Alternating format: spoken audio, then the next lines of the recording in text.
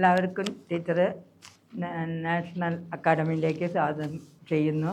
നമ്മളിന്നിപ്പോൾ എടുക്കുന്ന മലയാളമാണ്. NIOSൻ്റെ +2ൻ്റെ മലയാളത്തിൽ 21 തൊട്ട് 25ാമത്തെ ചാപ്റ്റർ 25 വരെ നമ്മളെടുക്കുന്നുണ്ട് കേട്ടോ.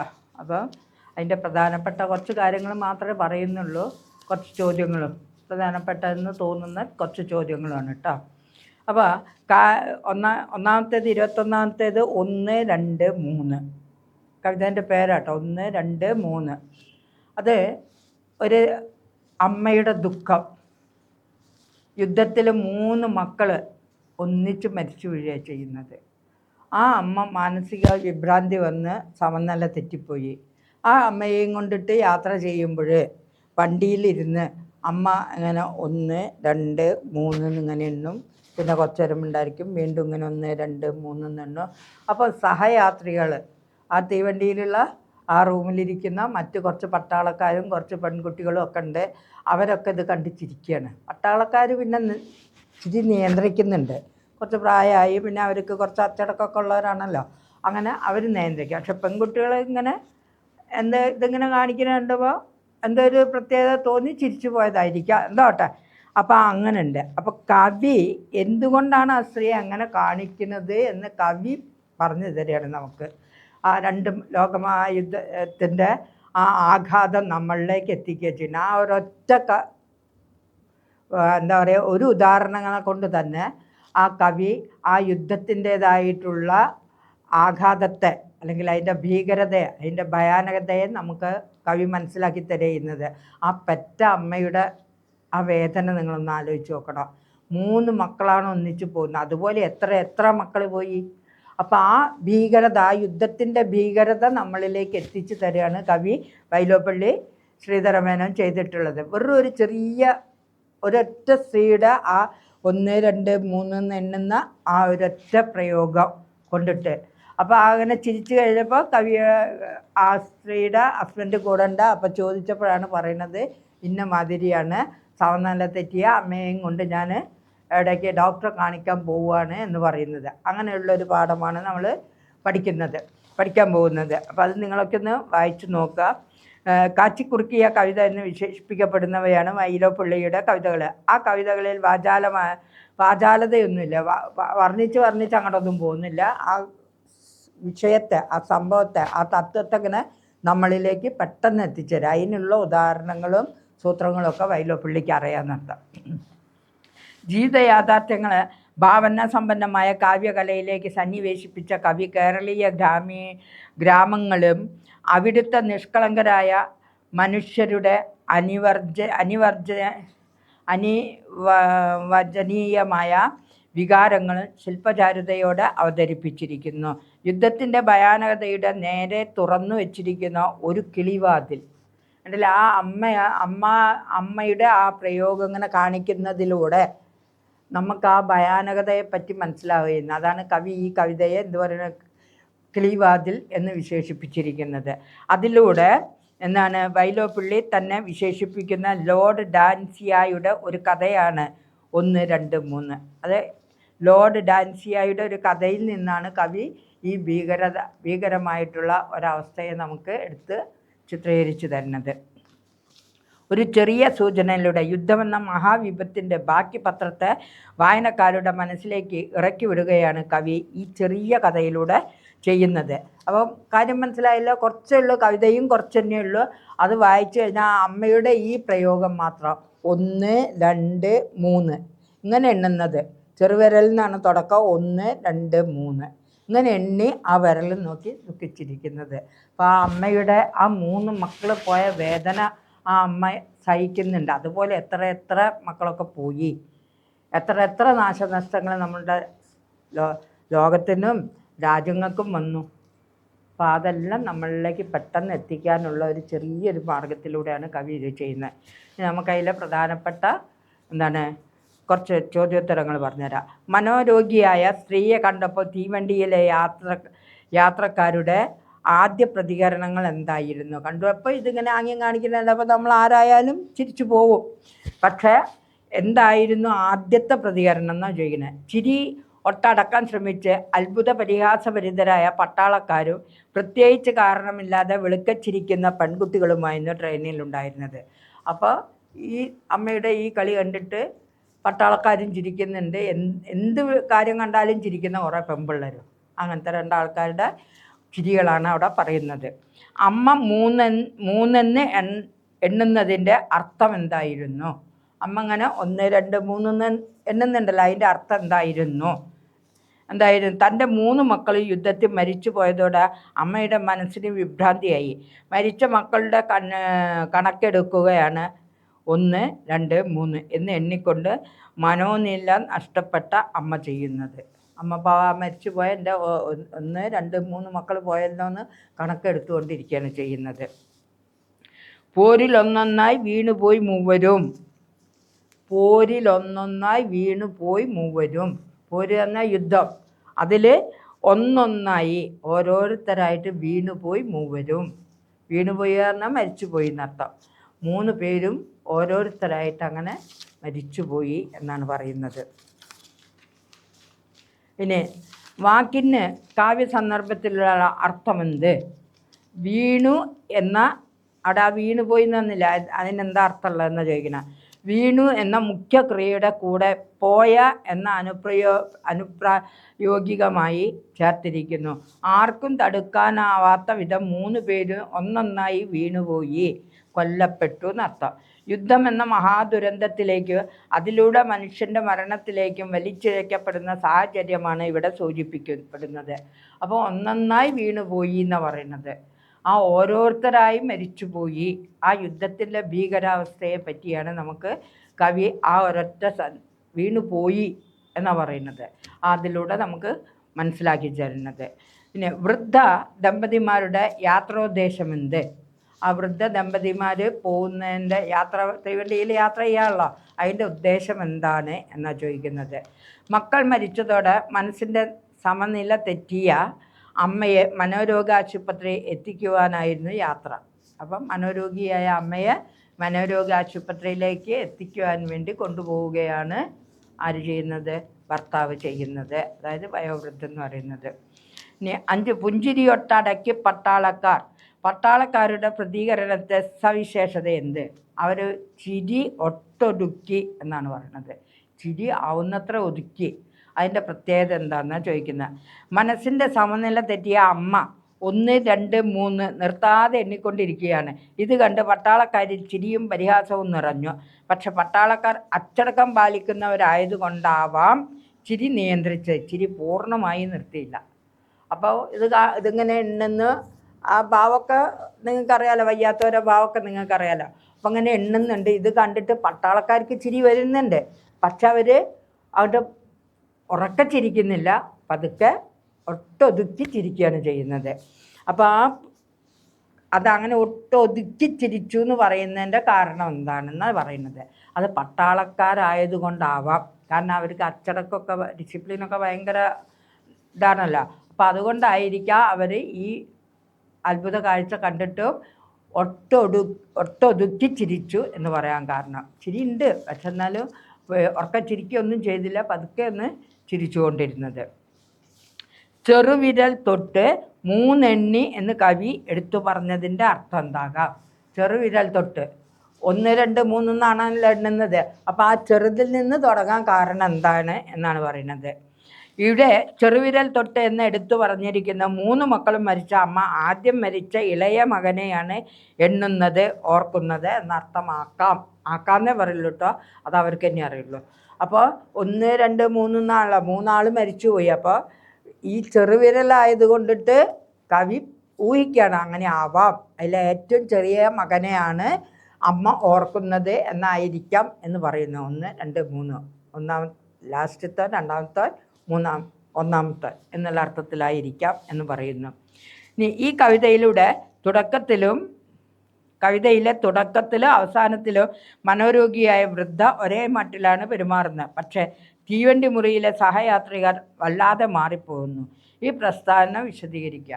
അപ്പോൾ ആ യാത്ര ചെയ്യുന്നവർ ആദ്യം ചിരിച്ചെങ്കിലും ശരി, പിന്നീട് അവർ ഒട്ടൊതുക്ക മാറിയതാണ് പറയുന്നത്. അതിൻ്റെ കാരണം എന്താണെന്ന്.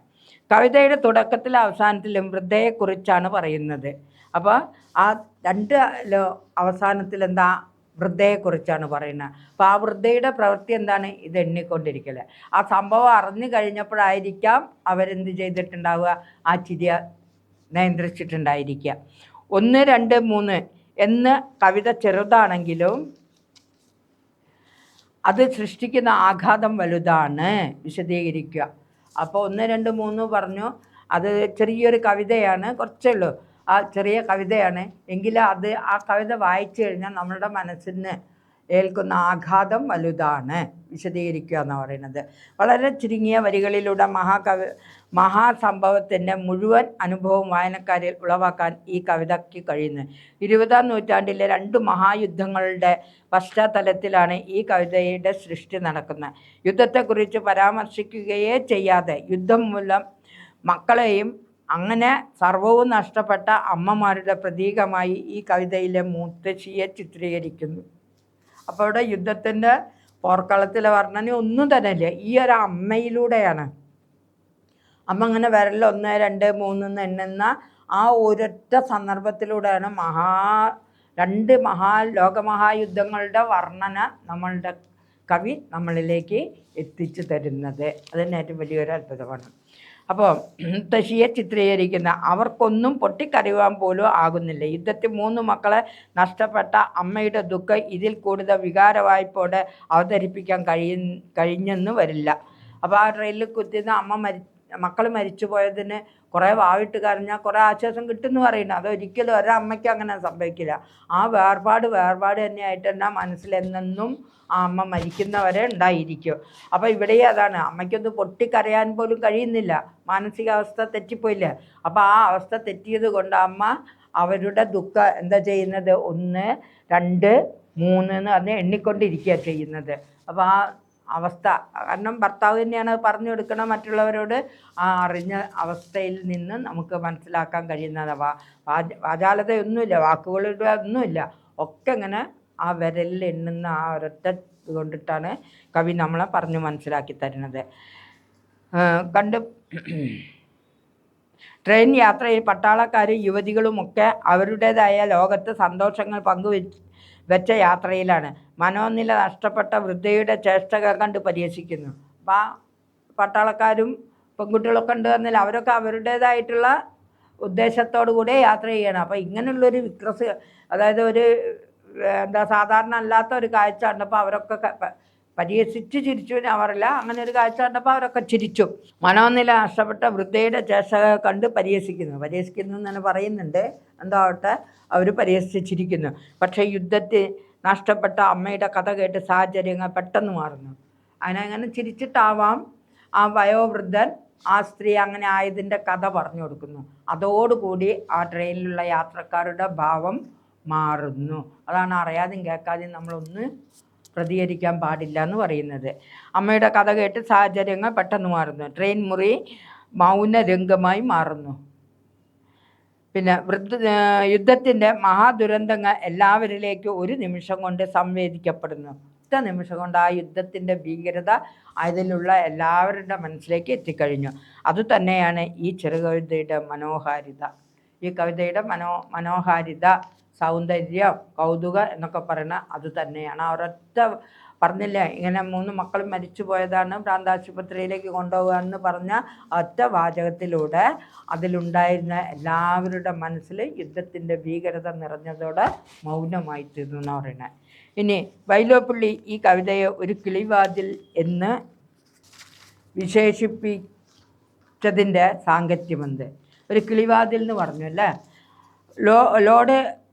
ലോർഡ് ഡാൻസിയായുടെ ഒരു കഥ യുദ്ധത്തിൻ്റെ ഭയാനകതയുടെ നേരെ തുറന്നു വച്ചിരിക്കുന്ന ഒരു കിളിവാതിൽ ആണ് ഈ കവിതയ്ക്ക് ആസ്പദം എന്ന് വൈലോപ്പിള്ളി ഈ കവിതയ്ക്ക് എഴുതിയ അടിക്കുറിപ്പിൽ വ്യക്തമാക്കുന്നു. അപ്പോൾ എന്താണ് അയാളുടെ പേരെന്താ, ലോർഡ് ഡാൻസിയയുടെ ഒരു കഥ യുദ്ധത്തിൻ്റെ ഭയാനകതയുടെ നേരെ തുറന്നു വച്ചിരിക്കുന്ന ഒരു കിളിവാതിൽ. അപ്പം അദ്ദേഹത്തിൻ്റെ അതാണ് ലോർഡ് ഡാൻസിയായുടെ ഒരു കഥയാണ്. ആ കഥയിൽ നിന്നാണ് ഈ കവിത എഴുതിയത്. അപ്പോൾ ആ കഥയിലേക്ക് ഒരു കിളിവാതിൽ, അല്ലെങ്കിൽ എന്താണ് ഇവിടെ പറഞ്ഞിരിക്കുന്നത്, യുദ്ധത്തിൻ്റെ ഭയാനകതയുടെ നേരെ തുറന്നു വെച്ചിരിക്കുന്ന ഒരു കിളിവാതിൽ. അതാണ് ഏതെന്ന് പറയുന്ന കവിത എന്നാണ് അദ്ദേഹം പറയുന്നത്. യുദ്ധത്തിൻ്റെ ഭയാനക കിളിവാതിൽ എന്ന് പറഞ്ഞാൽ ചെറിയ വാതിൽ ജനലായിരിക്കുമല്ലോ, നിങ്ങൾ കണ്ടു കാണുമായിരിക്കും. പണ്ടത്തെ വീടുകളിലൊക്കെ കിളിവാതിലൊക്കെ ഉണ്ടായിരിക്കും. ആ കിളിവാതിലിലൂടെ പുറത്തുള്ള കാഴ്ചകൾ മുഴുവൻ നമുക്ക് കാണാൻ പറ്റും. അതാണ് ചെറിയതാണെങ്കിലും ആ പുറത്തുള്ള കാഴ്ച ഫുള്ള് കാണാൻ കഴിയുന്ന ഒരു കവിതയാണിതെന്നാണ് പറയുന്നത്. കിളിവാതിൽ ചെറുതാണെങ്കിൽ അത് തുറന്ന് പുറത്തേക്ക് നോക്കിയാൽ പുറത്തെ വിശാലമായ കാഴ്ച കാണാം. അതുപോലെയാണ് ഒരു ചെറു കവിതയിലൂടെ ഒരു വലിയ സംഭവത്തിൻ്റെ യുദ്ധത്തിൻ്റെ ഭയാനകതയെ മുഴുവൻ വായനക്കാരിലേക്ക് എത്തിക്കാൻ കഴിയുന്നു. സൂക്ഷ്മമായ ഒരു സ്ഫുരണത്തിലൂടെ അനുഭവത്തിൻ്റെ തീവ്രതയിലേക്ക് അനുവാചകരുടെ കണ്ണു തുറപ്പിക്കാൻ കഴിയുന്നു. ചെറിയൊരു സംഭവം കണ്ടിട്ട് ഇത്രയും ഭയാനകമായ ഒരു കാര്യത്തിലേക്ക് നമ്മൾ വായനക്കാരുടെ ശ്രദ്ധ തിരിക്കാൻ കഴിയുന്നു എന്ന പ്രഗത്ഭമതികളായ സർഗാത്മക സൃഷ്ടികർത്താക്കളുടെ മാത്രം സിദ്ധിയാണ്. അപ്പോൾ അതങ്ങനെ ചെയ്യാൻ കഴിയുന്നത് പ്രഗത്ഭമതികളായ സർഗാത്മക സൃഷ്ടികർത്താക്കളുടെ കഴിവാണ്. സർഗാത്മക സൃഷ്ടികർത്താക്കൾ എന്ന് പറഞ്ഞാൽ കവിത സൃഷ്ടിക്കുന്ന കർത്താക്കൾ, കവികളുടെ. എങ്ങനെയുള്ള കവികളുടെയാണ്? പ്രഗത്ഭമതികളായിട്ട കവികളുടെ കഴിവാണെന്നാണ് പറയുന്നത്. ഒന്നും കൂടെ, ഗാന്ധാരി വിലാപത്തിലെ അമ്മയും ഈ കവിതയിലെ അമ്മയും തമ്മിലുള്ള സാദൃശ്യം വ്യത്യാസവും വ്യക്തമാക്കുക. ഗാന്ധാരി വിലാപം നിങ്ങൾ പഠിക്കാത്തതുപോലെ പറഞ്ഞു തന്നതാണ്. അതിൽ ആ അമ്മയും ഈ അമ്മയും തമ്മിലുള്ള വ്യത്യാസം. ഗാന്ധാരി വിലപിക്കുന്നു, പ്രക്ഷുബ്ധയാകുന്നു, കൃഷ്ണനെ ശപിക്കുന്നു. അതായത് സന്ദർഭത്തിന് സഹജമായ എല്ലാ വികാരങ്ങളും വെളിപ്പെടുത്തുന്നു. അവളാ കുരുക്ഷേത്ര യുദ്ധഭൂമിയിൽ വന്നിട്ട് നെഞ്ഞത്തടി നലിയും വിളി, ഓരോ മക്കൾ കിടക്കുന്നവിടെ ചെന്നിട്ട് കെട്ടിപ്പിടിക്കുകയും കരയുകയും കൃഷ്ണനെ ശപിക്കുകയും ഒക്കെ ചെയ്യുന്നുണ്ട്. സന്ദർഭോചിതമായിട്ടുള്ള അവനവൻ്റെ വികാരങ്ങൾ പ്രകടമാക്കുന്നുണ്ട്. എന്നാൽ ഈ കവിതയിലെ അമ്മയോ വിലാപത്തിന് പോലും വയ്യാത്ത വിധം വെറുതെ 1, 2, 3 എന്ന് എണ്ണുന്നതിൽ മാത്രം വ്യാപരിക്കുന്ന മനസ്സുമായി കൂടുതൽ സഹതാപാർഹയാകുന്നു. എന്നാൽ അതുപോലെ നിലയും വിളിയും നെഞ്ഞത്തടി ഒന്നുമില്ല, വെറുതെ ഇങ്ങനെ ഇരുന്ന് മൂകയായിക്കൊണ്ട് ഈ എണ്ണം മാത്രമായിരിക്കുന്നു. അതുകൊണ്ട് എല്ലാവരുടെ സഹാനുഭൂതിയും അവരിലേക്ക് എത്തുന്നു. ഈ ആശയം തക്ക ഉദാഹരണങ്ങളോടെ വികസിപ്പിച്ചിരിക്കുന്നു. അപ്പോൾ ചെറിയൊരു കവിതയിലൂടെ മഹാവിപത്തിൻ്റേതായിട്ടുള്ള വലിയൊരു കാഴ്ചപ്പാട് നമ്മളിലേക്ക് എത്തിക്കുകയാണ് കവി ചെയ്തിട്ടുള്ളത്. അപ്പം ഇനി 22ാമത്തേത് നമുക്ക് പഠിക്കാനുള്ള അന്തിത്തിരി.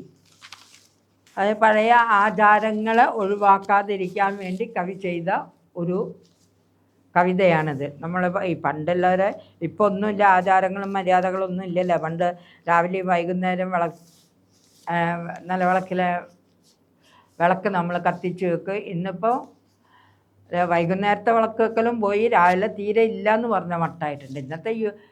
ഇന്നത്തെ തലമുറയ്ക്ക് അതൊന്നും വേണ്ട, അതൊക്കെ പണ്ടത്തെ ആചാരങ്ങളാണ്. അന്തിക്ക് വിളക്ക് വെക്കുന്ന, അന്തിത്തിരി വെക്കുന്നതും ഒക്കെ തന്നെ. പണ്ടൊക്കെ ഞങ്ങളുടെ കാലത്ത് 5 തിരി ഇട്ട് വെക്കും. 3 തിരി കിഴക്കോട്ട്, 1 വടക്കോട്ട്, 1 പടിഞ്ഞാട്ട്. ഇന്നോ തിരിയെ ഞാനും വെക്കുന്നില്ല കേട്ടോ, ആരും വെക്കാത്ത അവസ്ഥയായി കഴിഞ്ഞു. അത് 5 തിരി വെച്ച് കഴിഞ്ഞിട്ട് 1 തിരി തുളസിത്തറയിൽ കൊണ്ടുവെക്കുക. ഇന്നിപ്പോൾ അങ്ങനെ തിണ്ണയിൽ തിരി വെച്ചാൽ മക്കൾ ചീത്ത അറിയും. കാരണം എന്താ, മാർബിൾ ഇട്ടതാ അല്ലെങ്കിൽ മറ്റേത് ഇട്ടതാ എന്ന് പറഞ്ഞു കഴിഞ്ഞിട്ട് അതിൻ്റെ മേലെ തിരി വെച്ചാൽ കരി പിടിക്കുമെന്ന് അറിയും അല്ലേ. ഇന്നത്തെ ജനറേഷൻ അതാണ്. പണ്ടതല്ലേന്ന്, ഏത് അന്നക സിമെൻ്റ് അല്ലെങ്കിൽ കരി തേക്കുന്ന നിലം, അങ്ങനെയുള്ള ആ നിലത്താണെങ്കിലോ ആ 5 തിരിയും 1 തിരി തുളസിത്തറയിലും കൊണ്ടുവെക്കുക സ്വാഭാവികമായിരുന്നു. അപ്പോൾ അങ്ങനെയുള്ളതായിട്ടുള്ള ആ പാരമ്പര്യത്തെ മാറിപ്പോവാതിരിക്കാൻ, നിർത്താതിരിക്കാൻ വേണ്ടി കവി ചെറിയൊരു കഥയിലൂടെ നമ്മൾ മനസ്സിലാക്കുക ചെയ്യുന്നത്. പാടില്ല തൂവെളിച്ചത്തിന് വേണ്ടയൻ പാരമ്പര്യങ്ങളെ തള്ളാൻ ആരുടെ വാക്കുകൾ. മുത്തശ്ശിയുടെ. അതാരാ പറഞ്ഞത്? മുത്തശ്ശിയുടെ മക്കൾ. 1 വേർഡാണ് കേട്ടോ. പാടില്ല തൂവെളിച്ചത്തിന് വേണ്ടയൻ പാരമ്പര്യങ്ങളെ തള്ളാൻ ആരുടെ വാക്കുകൾ. ആരാണ് ഇത് പറഞ്ഞതെന്നാണ് ചോദിക്കുന്നത്. മുത്തശ്ശി. ഇനി അടുത്തത്, മാറത്തെ മൂവിഴ നൂലിൽ വലം വിരൽ 4-5 വട്ടം ചലിച്ചു. ഈ വരികളിൽ വെളിപ്പെടുത്തുന്ന ഭാവം എന്താണ്? മറത്ത് കിടക്കുന്ന തുണിയിൽ ഇങ്ങനെ കൈ 2-3 പ്രാവശ്യം തടവി എന്നാണ് പറയുന്നത്. ഈ വരികളിൽ വെളിപ്പെടുന്ന ഭാവം എന്താണ്? തൻ്റെ തൽക്കാലത്തെ അവശതയും എന്തു വേണമെന്നും അന്ന് അറിയായികയും. ആ കവിതയിലുണ്ട് ആ കവിതയിൽ നിങ്ങൾക്ക് വായിച്ചാൽ മനസ്സിലാവും എപ്പോഴാണ്. അപ്പോൾ ആ അവശതയെ എന്ത് ചെയ്യണം എന്നറിയാതെ നിൽക്കുന്ന അവശതയാണ് അവിടെ പ്രകടമാക്കുന്നത്. വന്ന വഴിക്ക് തിരിച്ചു പോയിടുവാൻ വയ്യല്ലോ ദേവന് പണ്ടും. അപ്പം വന്ന വഴിക്ക് തിരിച്ചു പോകാൻ ദേവന് വയ്യാന്ന് സൂചിപ്പിക്കുന്ന ഭാവം എന്ത്? ആ പറഞ്ഞതിൻ്റെ അർത്ഥം എന്താന്ന്? നിസ്സഹായത. സൂര്യഭഗവാൻ വന്ന് തങ്ങട്ടെ എന്ന് ചോദിച്ചപ്പോൾ എല്ലാവരും ഓരോ കാരണങ്ങൾ പറഞ്ഞ് ഒഴിവാകുകയും ചെയ്യുന്നു. അപ്പം നിസ്സഹായനായി നിൽക്കുന്ന ഭഗവാന്റെ അവസ്ഥയാണ് അവിടെ പറയുന്നത്. പച്ചക്കുതിരകൾ ചോര തുപ്പിയിട്ടു കിടന്നു എന്ന് കവിഭാവന ചെയ്യുന്നത് എന്തിനെയാണ്? പച്ചക്കുതിരകൾ ചോര തുപ്പിയിട്ടു കിടന്നു എന്ന് പറയുന്നത് എന്തിനെയാണ്? അസ്തമയ സൂര്യൻ കടലിൽ താഴുമ്പോൾ, അതായത് സൂര്യൻ അസ്തമിക്കുമ്പോൾ പടിഞ്ഞാറൻ ആകാശത്ത് പടരാറുള്ള ചെമ്മാനമാണ് സൂര്യൻ്റെ കുതിരകൾ ചോര തുപ്പിയിട്ട് കിടന്നു എന്ന് കവി ഭാവന ചെയ്യുന്നത്. അപ്പം നമ്മൾ അസ്തമയം നിങ്ങളൊക്കെ കണ്ടു കാണും. ആ കടൽത്തീരത്ത് ചെന്ന് നിന്നാൽ കടലിൻ്റെ അടുത്തുള്ള വീടുകാർക്കൊക്കെ ശരിക്കും കാണാൻ പറ്റും. വൈകുന്നേരം സൂര്യൻ ഇങ്ങനെ അസ്തമിച്ച് വരുമ്പോൾ ആ ഭാഗത്തൊക്കെ നല്ല ചോര പടർമാരുണ്ടാവും. അങ്ങനെയുള്ള ആ കാര്യത്തെയാണ് കവി സൂര്യൻ്റെ കുതിരകൾ ചോര തുപ്പി എന്ന് പറഞ്ഞ് വിശേഷിപ്പിച്ചിട്ടുള്ളത്. അസ്തമയ സമയത്ത് ഉണ്ടാകുന്ന ആകാശത്തിലെ ചുവപ്പ് നിറത്തെ എന്തിനോടാണ് പറഞ്ഞിട്ടുള്ളത്? സൂര്യൻ്റെ കുതിരകൾ തുപ്പിയ ചോരകൾ എന്ന് പറഞ്ഞിട്ടുള്ളത്. അന്തിത്തിരിയിലെ സൂര്യനെ ഒരു നമ്പൂതിരിയായിട്ട് വിഭാവനം ചെയ്തിരിക്കുന്നതിൻ്റെ തെളിവുകൾ എന്തെല്ലാം? അന്തിത്തിരിയിലെ അന്തിത്തിരിയിൽ സൂര്യൻ ആവാഹിച്ചു എന്നാണ് പറയുന്നത്. അതിനെ വിഭാവനം ചെയ്തിരിക്കുന്നതിൻ്റെ തെളിവുകൾ എന്തെല്ലാമാണ്? അതതിലുണ്ട് എന്ന് വിഭാവനം ചെയ്തത് എന്തെല്ലാം തെളിവുകളിലൂടെയാണ്? നമ്പൂതിരി ഭാഷയിൽ സാധാരണമായ പ്രയോഗ രീതിയാണ് വന്നവശയായി എന്നത്. ഞാൻ ആ പണിയെല്ലാം എടുത്തപ്പോഴേക്ക് അങ്ങോട്ട് അവശയായിപ്പോയി എന്ന് പറയും. വന്ന അവശനായി, ഞാൻ ഇവിടെ എത്തിയതും ആ കൂടെ അവശതയായിപ്പോയി എന്നൊക്കെ പറയുന്ന ആ ഒരു തരം ഭാഷ നമ്പൂതിരിമാരുടേതാണ്. പിന്നെയോ സൂര്യൻ മുത്തശ്ശിയോട് ഈ സവിശേഷ പ്രയോഗമാണ് നടത്തുന്നത്. അപ്പോൾ ഞാൻ ആകെ അവശയായി എന്ന് പറഞ്ഞ് സൂര്യനും മുത്തശ്ശിയും കൂടെയുള്ള സംഭാഷണമാണ് പറയുന്നത്.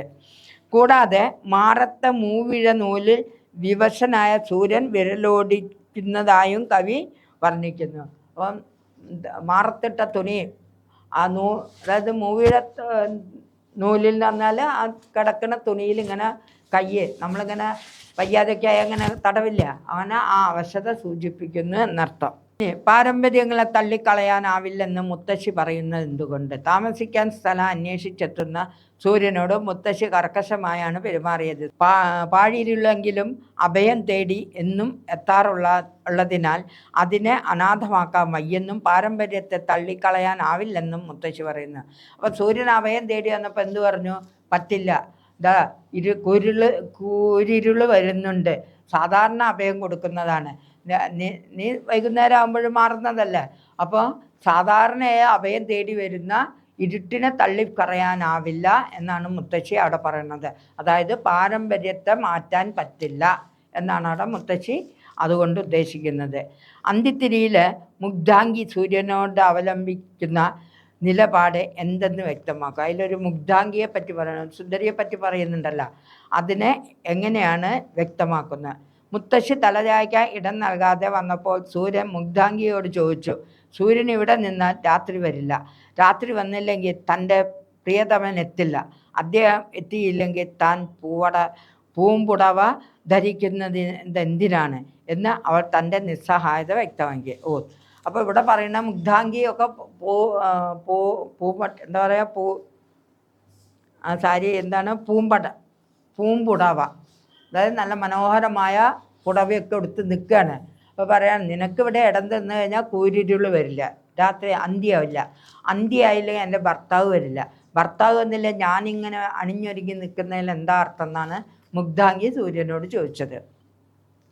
ഇളമുറ പെൺകിടാവ് സൂര്യനെ തുളസിത്തറയിൽ എത്തിക്കുന്നത് എങ്ങനെയാണ്? പക്ഷേ ഇളം മുറയിലൊരു പെൺകുട്ടി സൂര്യനെ തുളസിത്തറയിൽ എത്തിക്കുന്നത് എങ്ങനെയാണെന്നാണ് ചോദിക്കുന്നത്.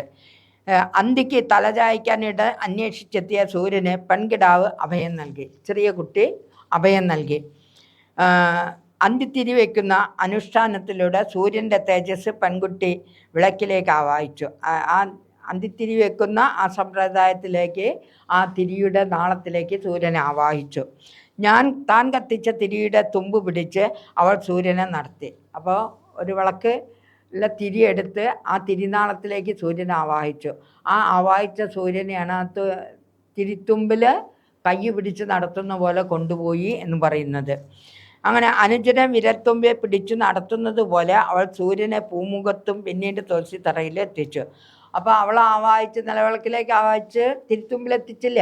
ആ തിരുത്തുമ്പിലെത്തിച്ച സൂര്യനെ ആ ഒരു അനുജൻ്റെ കൈ പിടിച്ച എപ്രകാരമാണോ നടത്തുന്നത്, അതുപോലെ ആ തിരുത്തുമ്പിലാക്കിയ സൂര്യനെയും കൊണ്ട് അവൾ എന്തിലെത്തിയിരുന്നു? തുളസി തറയിലെത്തിച്ചു എന്നാണ് പറയുന്നത്. ഇനി അന്തിത്തിരിയുടെ നാടകീയത വിശദമാക്കുക. അകാലത്തിൽ കടന്നു വരുന്ന സൂര്യൻ, മുത്തശ്ശി, മുഗ്ധാംഗി, ബാലിക എന്നീ കഥാപാത്രങ്ങളിലൂടെ അവതരിപ്പിക്കപ്പെടുന്ന നിലപാടുകൾ തമ്മിലുള്ള സംഘർഷം, ധന്യാത്മകമായ സംഭാഷണങ്ങൾ, പരിണാമം ഇവയൊക്കെ അന്തിത്തിരിയെ നാടകീയമാക്കുന്നു. അപ്പം മുഗ്ധാംഗിയായിട്ടും ബാലികയായിട്ടും മുത്തശ്ശിയായിട്ടും ഒക്കെ കഥാപാത്രങ്ങളെ അവതരിപ്പിച്ചിട്ടുണ്ട്. അവരുടെയൊക്കെ നിലപാടുകളിൽ വ്യത്യസ്തതയുമുണ്ട്, സംഘർഷമുണ്ട്. അങ്ങനെയുള്ള ഒരു പരിതസ്ഥിതി കൊണ്ടാണ് എന്താക്കിയിട്ടുള്ളത്? അന്തിത്തിരിയെ നാടകീയമാക്കുന്നത്. സൂര്യനെ എതിരേറ്റ ബാലികയുടെ ഭാവത്തെ കവി വർണ്ണിച്ചിരിക്കുന്നത് എങ്ങനെ? സൂര്യൻ്റെ വിവശതയിൽ അലിവുള്ളവളാണ് ബാലിക. അനുജനെ വിരൽത്തുമ്പിൽ പിടിച്ച് പിച്ച നടത്തിക്കുന്നത് പോലെ വളരെ ലാഘവത്തോടെ വാത്സല്യത്തോടെയും ആയിരുന്നു സൂര്യനെ വിളക്കിൻ്റെ തിരിയിലേക്ക് ബാലിക ആവാഹിച്ചത്. പിന്നെ അന്തിത്തിരി എന്ന കവിതയെ ആധാരമാക്കി ഇടശ്ശേരിയുടെ വിമർശനവും അതിൻ്റെ സമകാലിക പ്രസക്തിയും പരിശോധിക്കുക. ഇടശ്ശേരി മലയാള കവിതയിലേക്ക് കടന്നു വരുന്ന ചരിത്ര സാഹചര്യം, ഇടശ്ശേരിയുടെ പ്രധാന കൃതികൾ എന്നിവ. ആമുഖം. അന്തിത്തിരി വെക്കുക എന്ന അനുഷ്ഠാനം, അതിൻ്റെ ആന്തരികാർത്ഥം. അപ്പോൾ ഇടശ്ശേരി എങ്ങനെയാണ് സാഹിത്യ ലോകത്തിലേക്ക് കടന്നു വന്നത് എന്നുള്ളതിൻ്റെ സാഹചര്യത്തിനാണ് ഇവിടെ പ്രാധാന്യമുള്ളത്. അങ്ങനെ ആമുഖമായിട്ട് അത് പറയുന്നു. അന്തിത്തിരി വെക്കുക എന്ന അനുഷ്ഠാനം, വൈകുന്നേരം വിളക്ക് കൊളുത്തുന്നത് ഒരു അനുഷ്ഠാനമാണ്. അതിൻ്റെ ആന്തരികാർത്ഥം, വെളിച്ചത്തിന് ലഭിക്കേണ്ട സ്വീകാര്യത. അപ്പോൾ ആ അന്തിത്തിരി വെക്കുന്നതിൻ്റെ അർത്ഥം എന്താണ്? ആ വെളിച്ചത്തിന് കൊടുക്കുന്ന പ്രാധാന്യമാണ്. വെളിച്ചത്തിന് ലഭിക്കേണ്ട സ്വീകാര്യത, വെളിച്ചത്തിന് നമ്മൾ സ്വീകാര്യത കൊടുക്കണം. ചുറ്റുപാടുകളെ പ്രഭാപൂരിതമാക്കാൻ പുതുതലമുറ ബാധ്യസ്ഥരാണ് എന്ന കവിയുടെ കാഴ്ചപ്പാട്. ഇനി പ്രായമായവരൊക്കെ ഇങ്ങനെ ഞങ്ങളെപ്പോലുള്ളവരൊക്കെ അങ്ങനെ പോയിക്കൊണ്ടിരിക്കുകയല്ല. എന്നാൽ വരും തലമുറകൾ സമൂഹത്തിന് വെളിച്ചം നൽകണം, വെളിച്ചം പകരണം. ആ ഒരു കാഴ്ചപ്പാടും കൂടി ഇതിലുണ്ട്. വെളിച്ചത്തെ ഉൾക്കൊള്ളുക, അടുത്ത തലമുറയ്ക്ക് പകർന്നു കൊടുക്കുക എന്ന ദർശനം. ആ വെളിച്ചത്തെ ഉൾക്കൊണ്ടുകൊണ്ട് ആ വെളിച്ചത്തെ നമ്മൾ വരും തലമുറകൾക്ക് ഇങ്ങനെ കൈമാറിക്കൊണ്ടിരിക്കുക. ആ ആദർശമാണ് ഈ കവിതയിലൂടെ കവി നമുക്ക് തന്നിട്ടുള്ളത്. പിന്നെ ഇനി അടുത്തത് 22, 23 അന്നത്തെ പുണ്യം. നിങ്ങൾക്കറിയാം, കണ്ണൻ്റെ, ശ്രീകൃഷ്ണൻ്റെ കവിതയാണ്. മലയാള നവീന കവിത്രയങ്ങളിൽ ഒരാളായ ഉള്ളൂർ എസ് പരമേശ്വരയ്യയുടെ രചനയാണ് അന്നത്തെ പുണ്യം എന്ന കവിത. ഉള്ളൂർ പരമേശ്വരയ്യ മലയാള ആദ്യത്തിലെ കവിത്രയകൾ. ഉള്ളൂർ, ആശാൻ, പിന്നെ ആരാണ്? ഒരാളും കൂടെ ഉണ്ടല്ലോ, വള്ളത്തോൾ. 3 ആളുകൾ. ചമ്പു മഹാകാവ്യം, ഖണ്ഡകാവ്യം, ഖണ്ഡകവിത തുടങ്ങിയ എല്ലാ രൂപങ്ങളിലും ഉള്ളൂരിൻ്റെ കവിതകൾ വ്യാപരിച്ചിട്ടുണ്ട്. അദ്ദേഹത്തിൻ്റെ ഉമാകേരളം മലയാളത്തിലെ മഹാകാവ്യങ്ങളുടെ അണിയിൽ 1ാം സ്ഥാനത്ത് നിൽക്കുന്നു. കാളിന്തി നദിയുടെ തീരത്ത് മാടുമേച്ചിരുന്ന കൃഷ്ണൻ്റെ കുട്ടിക്കാലം അവതരിപ്പിക്കുന്നു. കാളിന്തി തീരത്ത് വിശാലമായ അഴകേറിയ പച്ചപ്പുൽ മൈതാനം കാണുന്നതോ കണ്ണിന് കുളിർമ. അപ്പോൾ അന്നത്തെ പുണ്യം എന്നുള്ളത് ഉള്ളൂർ പരമേശ്വരയ്യരുടെ കവിതയാണ്. അതിൽ അദ്ദേഹം ആധുനിക കവിത്രയങ്ങളിൽ ഒരാളാണ്. അദ്ദേഹത്തിൻ്റെ ചമ്പു മഹാകാവ്യം, പിന്നെ ചമ്പു മഹാകാവ്യം, ഖണ്ഡകാവ്യം, ഖണ്ഡകവിതകൾ തുടങ്ങിയ ഒരുപാട് രചനകളുടെ ഉടമയാണ് ഉള്ളൂർ. അദ്ദേഹത്തിൻ്റെ ഉമാകേരളം മലയാളത്തിലെ മഹാകാവ്യങ്ങളുടെ അണിയറയിൽ 1ാം സ്ഥാനത്താണ് നിൽക്കുന്നത്. ഇനി ഇവിടെ നമുക്ക് കൃഷ്ണൻ്റെ കവിത, അതായത് ഭംഗിയെ പറ്റി പറയുന്ന ഒരു ചെറിയ കവിതയാണ് പഠിക്കാനുള്ളത്. കാളിന്തി നദിയുടെ തീരത്ത് മാടുമേച്ച് നടന്നിരുന്ന കൃഷ്ണൻ്റെ കുട്ടിക്കാലം അവതരിപ്പിക്കുന്ന കാളിന്തി, അതായത് യമുന തീരത്ത് വിശാലമായ അഴകേറിയ പച്ചപ്പുൽ മൈതാനം, വൃന്ദാവനം എന്ന അതിവിസ്തൃതവും ആകർഷകവുമായ ഹരിതഭൂമി. അതായത് യമുനാ നദിയുടെ തീരത്ത്, അതിനെ തന്നെയാണ് കാളിന്തി നദി എന്ന് പറയുന്നത്, അതിൻ്റെ തീരത്താണ് വൃന്ദാവനം നിൽക്കുന്നത്. അതിവിസ്തൃതമായ പച്ചപ്പുൽ തകിടിനെ കൊണ്ട് നിറഞ്ഞ ഒരു മൈതാനമാണത്. അപ്പോൾ അവിടെ അമൃതധാര കൊണ്ടെന്ന പോലെ കാഴ്ചക്കാർക്ക് ആഹ്ലാദവും സാന്ത്വനവും അരുളുന്നു. അതിൽ അവിടെ എന്താണ്, അതിവിസ്തൃതവും ആകർഷകവുമായ ഹരിതഭൂമി. ആ അമൃതധാര കൊണ്ടെന്ന പോലെ അമൃതം ചൊരിയുന്ന സുഖം എപ്രകാരമാണോ നമുക്കുണ്ടാകുന്നത്, അതുപോലെയാണ് ആ വൃന്ദാവനത്തിൽ ചെന്നാൽ നമുക്ക് മനസ്സിനൊരു സുഖം കിട്ടുന്നത്. ആരോമൽ എന്ന കവി മൈതാനത്തിന് വിശേഷണം നൽകുന്നു. ആരോമൽ, ഏറ്റവും ഇഷ്ടപ്പെട്ടതിനെയാണ് ആരോമൽ എന്നൊക്കെ പറയാം. അങ്ങനെയുള്ള ഒരു വിശേഷണമാണ് കവി എന്തിന് കൊടുത്തിട്ടുള്ളത്, വൃന്ദാവനത്തിന് കൊടുത്തിട്ടുള്ളത്. ഇതിലൊക്കെ പുറമെ പണ്ട് കൃഷ്ണൻ ഗോക്കളെ മേച്ച് നടന്നിരുന്ന സ്ഥലമായിരുന്നു എന്നുള്ളതാണ് അതിനെക്കാട്ടിലൊക്കെ എന്താണ് മഹത്വമേറിയിട്ടുള്ള ഒരു വസ്തുത. ഇനി കൃഷ്ണൻ്റെ വർണ്ണനയാണ് കേട്ടോ പറയുന്നത്. കൃഷ്ണൻ്റെ കേളി കേട്ട വേറൊരു ലീലയാണല്ലോ ഓടക്കുഴൽ വിളി. വൃന്ദാവനത്തിൽ കളിച്ച പോലെ കൃഷ്ണ ലീലകളാടിയ പോലെ ഇവിടെ ഈ ഓടക്കുഴൽ വിളിയും കൃഷ്ണന് ഏറ്റവും പ്രധാനപ്പെട്ട ഒരു കാര്യമാണ്. കൃഷ്ണൻ്റെ ഉടലിന് നീല നിറ എന്നത് പ്രസിദ്ധമാണല്ലോ. അതിനാൽ മുകിൽ വർണ്ണൻ, മേഘവർണ്ണൻ എന്നൊക്കെ അദ്ദേഹത്തിൻ്റെ പര്യായം. കോടക്കാർ നിറത്തിൻ്റെ കാര്യത്തിൽ മഴക്കാർ കൃഷ്ണനോട് തോൽവി സമ്മതിക്കുന്നു. അപ്പം നീലക്കാർ വർണ്ണൻ, ശ്യാമവർണ്ണൻ എന്നൊക്കെ പല പേരിൽ നമ്മൾ കൃഷ്ണനെ അറിയുന്നുണ്ട്. പിന്നെ കാർമേഘത്തിനോടും കൃഷ്ണനെ ഉപമിക്കുന്നുണ്ട്. അത് രണ്ടും കൂടെ ഉപമിച്ചാൽ ശ്രീകൃഷ്ണൻ്റെ നിറത്തിൻ്റെ മുന്നിൽ മഴക്കാർ പോലും നാണിച്ചു പോകുന്നതാണ് പറയുന്നത്. മഴക്കാറിൽ തെളിയുന്ന മിന്നലിൻ്റെ ശോഭയെ, അപ്പം മഴക്കാറുണ്ടാവും, മിന്നലുണ്ടാവും. അപ്പോൾ ആ മിന്നലിൻ്റെ ശോഭയെ എന്തിനാ പറയുന്നു, അദ്ദേഹത്തിൽ ചാർത്തിയ പട്ടുകൊണ്ട് കൃഷ്ണൻ തോൽപ്പിക്കുന്നു. അപ്പോൾ കൃഷ്ണൻ മഞ്ഞപ്പട്ടുടയാളയാണ് ചാർത്താറുള്ളത്. ആ മഞ്ഞപ്പട്ടുടയാള മഴക്കാറുകൾക്കിടയിൽ വരുന്ന മിന്നലിൻ്റെ ആ നിറത്തെ പോലും തോൽപ്പിക്കുന്നു എന്നാണ് പറയുന്നത്. മൂടത്തിൻ്റെ കൂടെ ഒരു മയിൽപ്പീലി, അതിന് മുകുടം എന്ന് പറഞ്ഞാൽ കിരീടത്തിൽ ഒരു മയിൽപ്പീലി ഉണ്ടാവും. ആ കൃഷ്ണനെ ഓടക്കുഴൽ വിളിക്കാൻ വേണ്ടി ഒന്ന് ചെരിഞ്ഞപ്പോൾ ആ മയിൽപ്പീലി അല്പം ചെരിഞ്ഞു. ആ മയിൽപ്പീലി ചെരിഞ്ഞതോടുകൂടി കുണ്ടലങ്ങൾ, മണിക്കുണ്ടൽ എന്നാണ് ഇവിടെ പറഞ്ഞിട്ടുള്ളത്, മകരകുണ്ടലം എന്നാണ് സാധാരണ പറയാറുള്ളത്. അപ്പോൾ അതിങ്ങനെ ഒന്ന് ചെരിഞ്ഞിങ്ങനെ ഇളകി ആടാൻ തുടങ്ങിയപ്പോഴെന്തായി, അതിൻ്റെ ആ സ്വർണ്ണം ആയിരിക്കില്ല, അപ്പോൾ അതിൻ്റെ നിറം കവിളിൽ തട്ടി കവിള് ശോഭിച്ചു, അല്ലെങ്കിലും കവിള് ശോഭിക്കുന്നതാണ്. ചെരിഞ്ഞു നിൽക്കവേ ആ പീലി മുകുടത്തിൽ നിന്ന് അല്പമൊന്ന് ചെരിഞ്ഞു. അതേസമയം ഇതേ ചെരിവ് കാരണം മണികുണ്ടലം ഭംഗിയേറിയ കവിളിൽ തട്ടി ശോഭിക്കാൻ തുടങ്ങിയെന്നർത്ഥം. ഇനി കണ്ണിൽ നിന്ന് ലോകത്തിന് നേർക്ക്, അതായത് നോക്കുമ്പോൾ ലോകത്തിന്, കൃഷ്ണനൊന്ന് കണ്ണ് തുറന്ന് നോക്കിയാൽ ലോകത്തിന് കാരുണ്യം, എന്നാൽ ചുണ്ടിൽ നിന്നോ പൊഴിയുന്ന പുഞ്ചിരി പ്രസാദവുമാണ് ലോകത്തിന് കിട്ടുന്ന. മനസ്സിലായില്ലേ?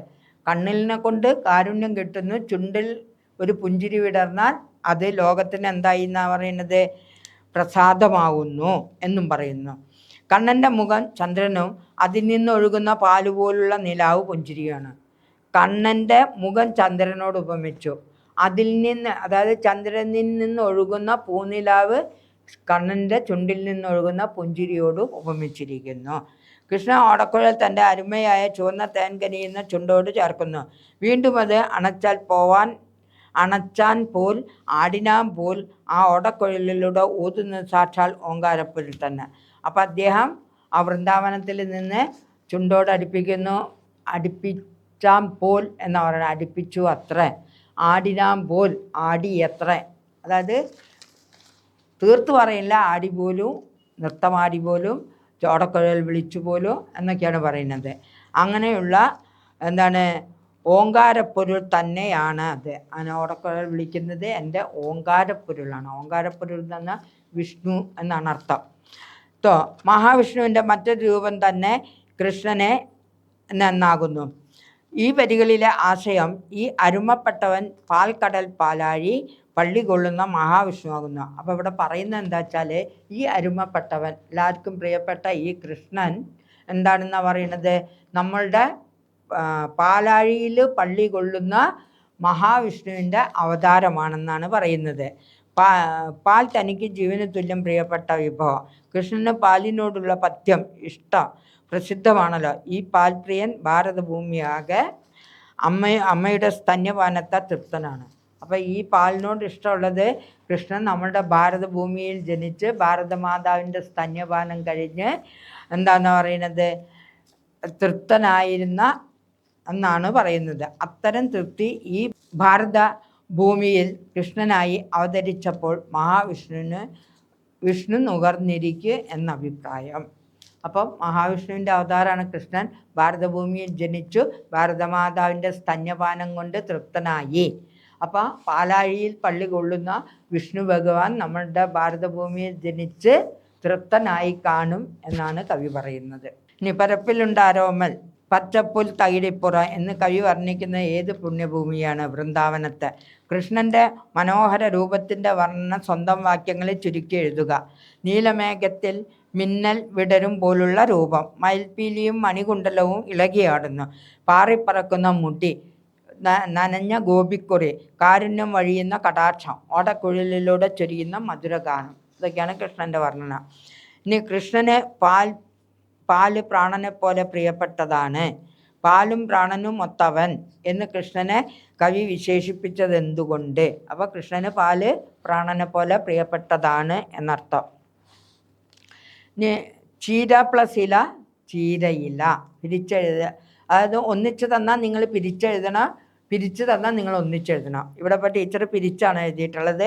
ചീര പ്ലസ് ഇല ചീരയില, തങ്ക പ്ലസ് തേര് തങ്കത്തേര്, കുഞ്ഞ് പ്ലസ് ഇളം പ്ലസ് കാറ്റ് കുഞ്ഞിളം കാറ്റ്, കുഞ്ഞ് പ്ലസ് ഇളം പ്ലസ് കാറ്റ് കുഞ്ഞിളം കാറ്റ്, മയിൽ പ്ലസ് പുയല് മയിൽപ്പീല് ദിത്വം.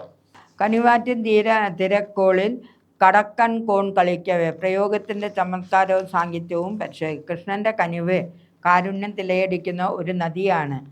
അത് പരന്നൊഴുകിക്കൊണ്ടിരിക്കുന്നു. കാരുണ്യത്തിൻ്റെ പുഴയെ ചാഞ്ചാടുന്ന രണ്ട് തോണികളാണ് കൃഷ്ണൻ്റെ രണ്ട് കണ്ണുകൾ. കൃഷ്ണൻ്റെ കാരുണ്യഭാവം അദ്ദേഹത്തിൻ്റെ കരുണകളിൽ നിരന്തരം നിഴലിക്കുന്നു. കണ്ണുകളിൽ നിരന്തരം അദ്ദേഹത്തിൻ്റെ കണ്ണ് എന്താണെന്ന് പറയുന്നത്? കൃഷ്ണൻ്റെ കനിവ് തിരയടിക്കുന്ന ഒരു നദിയാണ് കണ്ണ്. അത് പരന്നൊഴുകിക്കൊണ്ട് ഇങ്ങനെ ഇരിക്കുകയാണ്. കാരുണ്യത്തിൻ്റെ പുഴയിൽ ചാഞ്ചാടുന്ന രണ്ട് തോണികളാണ് കൺമണികൾ. പിന്നെ കൃഷ്ണൻ്റെ കാരുണ്യഭാവം അദ്ദേഹത്തിൻ്റെ കണ്ണുകളിൽ നിരന്തരം നിഴലിക്കുന്നു. കൃഷ്ണൻ്റെ കണ്ണുകൾ കാരുണ്യം നിറഞ്ഞ കണ്ണായിരുന്നു എന്നർത്ഥം. ഓമൽത്തേൻ ചോരി വായ്. കൃഷ്ണൻ്റെ വായെ ഇങ്ങനെ വിശേഷിപ്പിച്ച എന്തുകൊണ്ട്? വായ് എന്നതിനു മുന്നിൽ ഓമൽത്തേൻ ചോരി വായ് എന്നീ വിശേഷണങ്ങളാണ് ചേർത്തിട്ടുള്ളത്. ഓമൽ എന്ന് കൃഷ്ണൻ്റെ കുട്ടിത്തത്തെ സൂചിപ്പിക്കുന്നു. ഓമൽ പുത്ര എന്നൊക്കെ പറയില്ലേ, കുട്ടിത്തത്തെ സൂചിപ്പിക്കുന്നു. അതോടൊപ്പം അത് നമുക്ക് പ്രിയങ്കരമാണെന്നും. ഓമൽ എന്താ പറഞ്ഞത്? ഓമൽ തേൻ ചോരിവായ് എന്നാണ് പറഞ്ഞിട്ടുള്ളത്. അത് നമുക്ക് പ്രിയങ്കരമാണെന്നും തേൻ ചോരിവായ് എന്ന പ്രയോഗം കൊണ്ട് തേൻ ചോരുന്ന വായ, മധുരം തുളുമ്പുന്ന വായ എന്നർത്ഥം. അദ്ദേഹത്തിൻ്റെ വാക്കുകൾ അത്രയും മാധുര്യമേറിയതായിരുന്നു എന്നർത്ഥം. കൃഷ്ണൻ്റെ ചുണ്ടിൽ നിന്നൊഴുകുന്ന ഓടക്കുഴൽപ്പാട്ട് അത്രമേൽ മധുരമാണ് എന്ന സൂചന. ഇനി കൽത്തുറുങ്കിൽ നകത്തമ്മ കനി കണ്ട ദിനം മുതൽ കാട്ടാള നെയ്ത കണയാൽ കാൽ താർ വിണ്ട ദിനം വരെ. അതായത് ജനിക്കുമ്പോൾ അമ്മയും അച്ഛനും കൽത്തുറുങ്കിൽ ജയിലിലാണ് കിടക്കുന്നത്. അങ്ങനെ വന്ന് ജീവിതം മുഴുവൻ വന്ന് മരണം വഹിക്കുന്ന വരെ എന്നർത്ഥം. കാലിന് ഒരു വേട്ടാളനെ അമ്പെയ്തിട്ടാണല്ലോ കൃഷ്ണൻ സ്വർഗാരോഹണം പൊക്കുന്നത്. അപ്പോൾ അതുവരെയുള്ള കാഴ്ചകൾ. ദേവകി കൃഷ്ണനെ കൽത്തുറങ്കിലാണ് പ്രസവിച്ചത്. കാട്ടാളിൻ്റെ വിഷ അമ്പു കൊണ്ടിട്ടാണ് കൃഷ്ണൻ സ്വർഗാരോഹണം ചെയ്തത് എന്നർത്ഥം. സ്ത്രീകളോട് കൃഷ്ണനുള്ള കൃപയും കാരുണ്യവും കവിതയിൽ സൂചിപ്പിക്കപ്പെട്ടതെങ്ങനെ? കൗരവസഭയിൽ അപമാനിതയായ പാഞ്ചാലിക്ക് പട്ടുചേല നൽകിയിട്ടാണ് സ്ത്രീകളോടുള്ള സ്നേഹവും മമതയും കാണിക്കുന്നത്. ഇനി കുചേലൻ്റെ ഭാര്യയ്ക്ക്, കുചേല പത്നി എന്നാണ് പറയുന്നത്. അതായത് അവസാനം കുചേലൻ കൃഷ്ണനെ കാണാൻ പോകുന്നു. കൃഷ്ണനെ വേണ്ട വിധത്തിൽ ബഹുമാനിച്ച് ആദരിച്ചിരുത്തുന്നു. തിരിച്ച് കുചേലൻ വന്നപ്പോഴെന്താണ്? തൻ്റെ വീടിൻ്റെ സ്ഥാനത്ത് ഒരു സൗധം നിൽക്കുന്നതാണ് കണ്ടത്. അപ്പോൾ കുചേലന് അതിൻ്റെ ആവശ്യമില്ല, പക്ഷെ പത്നിക്ക് വേണ്ടിയിട്ട് ചെയ്തു കൊടുത്തു എന്നാണ് പറയുന്നത്. പിന്നെ കൃഷ്ണൻ ചെയ്ത ജഗന്മോഹനങ്ങളായ കാര്യങ്ങൾ എന്തൊക്കെ? ലോകത്തെ അതിശയിപ്പിക്കുന്ന കാര്യങ്ങൾ എന്തൊക്കെയാണ് കൃഷ്ണൻ ചെയ്തതെന്ന്. ദുർവാസാവിനെ തൃപ്തിപ്പെടുത്തി, പാണ്ഡവരെ ശാപത്തിൽ നിന്നും രക്ഷിച്ചു, വിതുരരുടെ ദരിദ്രഭവനത്തിൽ വിരുന്നിനു പോയി, പിന്നെ ആയുധമെടുക്കാതെ കൗരവ പാണ്ഡവ യുദ്ധത്തിൽ പാണ്ഡവ സൈന്യത്തെ നയിച്ചു, ഗീതോപദേശം ലോകത്തിന് നൽകി. ഇതൊക്കെയാണ് മഹത്തായ കാര്യങ്ങൾ. ചെറു സൂചന കൊണ്ട് കൃഷ്ണൻ്റെ ജീവിതകഥ മുഴുക്കെ ഒതുക്കി ചുരുക്കി അവതരിപ്പിക്കുന്നു. ഈ കാവ്യഭാഗത്ത് ഉള്ളൂർ ഒരു ലഘു ഉപന്യാസം തയ്യാറാക്കുക. എൻ്റെ പോയിന്റുകൾ മാത്രമേ ഉള്ളൂ കേട്ടോ. കൽത്തുറുങ്കിലെ ജനനം പാഞ്ചാലിയെയും കുചേലഭക്തിയെയും തുണച്ചു. ചീരയില ഉണ്ട് ദുർവാസാവിനെ തൃപ്തിപ്പെടുത്തി. വിതരരുടെ വിരുന്നുണ്ണൽ. പിന്നെ ഭാരത യുദ്ധത്തിൻ്റെ സൂത്രധാരനായി. ഗീതോപദേശത്തിലൂടെ ലോകത്തെ ഉണർത്തി. ഇത്രയും കാര്യങ്ങളാണ് അതിൽ ഉള്ളൂരിൻ്റെ ലഘു ഉപന്യാസത്തിൽ നമ്മൾ കണ്ട് അറിഞ്ഞ് ചെയ്യേണ്ട പോയിൻറ്റ്സുകൾ. അപ്പോൾ അതവിടെ കഴിഞ്ഞു. ഇനി അടുത്തത് നമുക്ക് പഠിക്കാനുള്ളത് കണ്ണാന്തളിപ്പൂക്കൾ, അതായത് MTയുടെ നാലുകെട്ട് എന്നുള്ളതിൽ നിന്നെടുത്തതാണ്. ഒരു സ്ഥലത്തിൻ്റെ, അതായത് അക്കാലത്തുള്ള ഓണക്കാലത്തെ പറ്റിയും നായന്മാർ തറവാട്ടിലുണ്ടായിരുന്ന അന്നത്തെ കുറച്ച് ആ ജീവിത, അതായത് മരുമക്കത്തായം എന്ന് പറഞ്ഞാൽ പെങ്ങന്മാരുടെ മക്കളുടെ, പണ്ട് കാലത്തൊക്കെ ഞങ്ങളൊക്കെ കുടുംബം ഓരി വെക്കുമ്പോൾ അതിൽ കുറ്റമെന്ന് പറയാൻ പറ്റില്ല.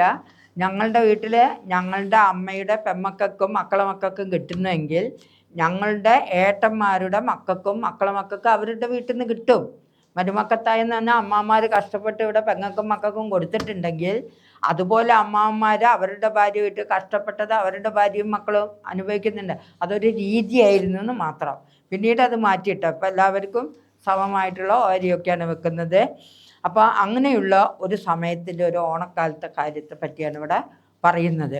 ഓണക്കാലം എന്ന് പറയാൻ പറ്റില്ല, എന്നാലും കുറച്ച് അമ്മമാരുടെ സ്വഭാവവും അച്ഛമ്മങ്ങന്മാരുടെ സ്വഭാവത്തെ പറ്റിയൊക്കെ ഉള്ള ഒരു ചെറിയൊരു, അതിൽ കണ്ണാന്തളി പൂക്കളുടെ കാലം എന്ന് പറയുന്നത്. കണ്ണാന്തളി പൂക്കൾ എന്ന് പറഞ്ഞാൽ നമ്മളുടെ ഭാഗത്ത് അങ്ങനത്തെ ഒരു പൂവ് കണ്ടിട്ടില്ല. ഇനി അതിന് വേറെ വല്ല പേരോടും കൂടിയാണോ പറയുന്നത് എനിക്ക് അറിഞ്ഞൂടാ.